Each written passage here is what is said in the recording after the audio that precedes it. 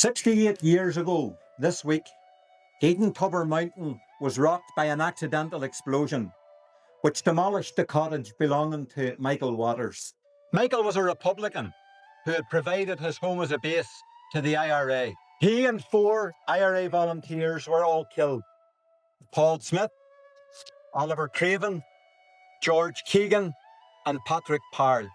Their deaths represented the single biggest loss of life for the IRA since the Civil War, 35 years previously.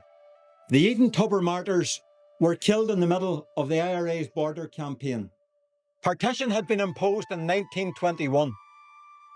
The British continued to occupy the 6 counties and to prop up the creation of a sectarian, unionist, one-party state. The launch of the border campaign was the most coordinated IRA offensive against British occupation in Ireland since the Tan War. It mobilised army volunteers from all over Ireland.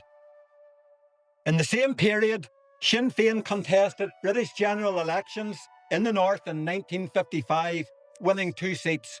Later in 1957, the party won 4 seats in Dáil Éireann. Michael Waters, Oliver Craven, and Paul Smith were local men. George Keegan and Patrick Powell came from Wexford. George and Patrick were strongly influenced by their own county's proud role in their freedom struggle, stretching back to 1798. As natives of Newry and South Armagh, Michael, Oliver, and Paul knew the daily reality of partition and the state repression of the RUC and the B-men. Following a joint requiem mass and the departure of Patrick and George's remains for Wexford, John Joe McGirl TD delivered a graveside oration. And he said, "The tragedy which brought to an end the lives of 5 great Irish men is a tragedy for the Irish nation. The tragedy of an Ireland that is unfree and divided." Michael Waters was symbolic of the mass of the Irish people who have borne the brunt of the struggle for Irish freedom. The road they travelled was the hard road, but the signposts were unmistakable. Those signposts reached back to the resolve of the united Irish men and women, and successive generations up to the proclamation of the Irish Republic in 1916, and then beyond. Signposts of unbreakable endurance and determination to end the connection with Britain and its occupation of our country. In 1957, the men who died on the side of Edentubber Mountain were the latest generation of Irish patriots inspired with the vision of a national republic. They knew partition was wrong. They believed the British government had no right to impose an occupation or to claim jurisdiction in any part of Ireland. The British state has never had a right to claim jurisdiction in any part of Ireland. And that is the unambiguous position of Irish Republicans today. We will never accept the British state and any of its governments in our country. Today, the Edentubber martyrs rest among the pantheon of our Republican patriot dead. Those who represent the continuity of struggle, who refuse to conform to the imposition of foreign colonial rule, who stood in the Barn of Whale throughout the 1800s and the 1900s, right up until modern times. The achievement of the Good Friday Agreement means that peace prevails. But Acharja, it is a peace settlement, not a political settlement. Today, Ireland is transformed, but many challenges remain. The Republic has still to be achieved. We recognise that the past remains deeply contested, and so too are forms of commemoration and remembrance. Sinn Féin believes that the dead from all traditions should be afforded the right to respectful commemoration. That extends also to our Republican patriot dead. And we make no distinction between the men and women of 1916, the Tan War, and those who died during the border campaign and here at Edentubber. And we unapologetically assert the legitimacy of honouring the patriot dead of recent generations, including, among so many others, Moira Drum, the heroism of Raymond McCreesh and Mairead Farrell, and the timeless leadership example shown by our comrades Kevin McKenna and Bobby Story. Their memories and legacies continue to inspire. We all have the right to honour the memory of our dead with respect and dignity. And no one should be diminished by acknowledging that reality. None of us can undo the past, but we can work for a better future. Sinn Féin leaders have consistently sought to heal divisions through efforts to build trust and foster reconciliation. And that has often meant stepping beyond traditional comfort zones. Michelle O'Neill's decision to accept Belfast City Council's invitation and again today attend the Remembrance Sunday ceremony is an expression of her commitment to be a First Minister for all. Sinn Féin recognises that serving as a First Minister for all means adhering to the spirit and the requirements of the office. But there's no doubt those decisions are challenging for Republicans and the families of those killed by British state forces and its agents. And their feelings on this very sensitive issue must be fully respected. Our Republican worldview includes the importance of showing respect for the experiences, the traditions, and the different political narratives of all sections in our society. And yes, that does extend to respect for those dead from Ireland and their loved ones who served in British forces during wars fought by Britain. Notwithstanding our principled Republican and anti-imperialist position on those colonial and other wars, both in the past and more recent times, we are future-focused. The decision to attend at the Cenotaph Cemetery by the First Minister with our party's support has been taken because it is the right thing to do. Political leaders must show example. Our words and deeds must mirror the vision of the inclusive society built on mutual respect and parity of esteem, which we aspire to achieve. Irish unity is closer than ever before. The end of partition is in sight. The momentum in the conversation about constitutional change and the date to be set for a unity referendum is unprecedented. And the political arrogance of Labour-governed ministers who fly in and out of the north blinds them to that fact. But it's not for English politicians to determine the destiny and the self-determination of our country. For them to imagine otherwise is delusional, because those days are long gone. Change is happening.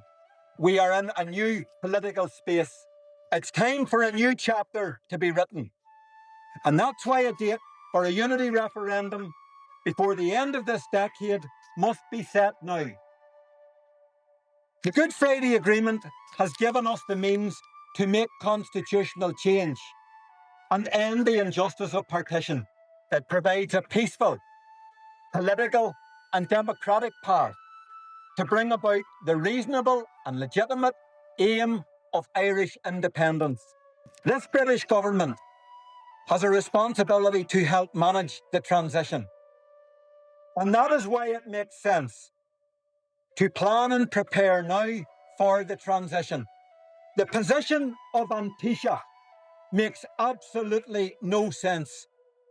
His hostility to Irish unity is absurd and an absolute disgrace to Irish national democracy. He should remember that the Good Friday Agreement is not an end in itself. Instead, it is the means to fulfil the constitutional obligation placed on the Irish government by Bunreacht na hÉireann to advance the reunification of our country. An Taoiseach is out of touch with the grassroots of his own party. He's out of step with popular opinion, and the quicker he and his government are out of office, the better for us all. On Tuesday, we will witness the inauguration of Catherine Conley as Uachtaráin na hÉireann. and her election was momentous. In an Ireland and a world in which there is so much despair, disadvantage, and inequality, she has brought hope and shown that change is possible. Her an factus uachtaránachta an Gaeilge a láranéni. Spragan tuachtar an tuffa, dohas san oige. Her she a givnia duanya galéir, gorf we scaha chéla a waras nadini. And her election, friends, her election sent rays of hope and joy to our Palestinian sisters and brothers, that leaders in the West do care about them.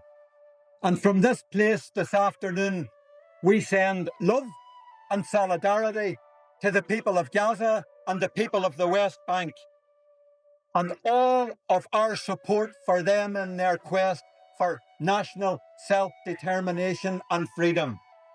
Jeremish, Saoirse on Palestine.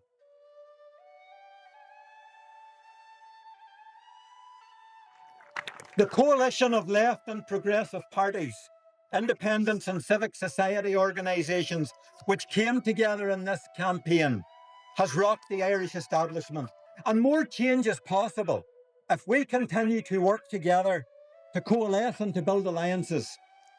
Now we can see the potential for a pathway to form a left Republican government in this state, to end the monopoly in government by political parties who have only represented the interests of the few and ignored the needs of the many.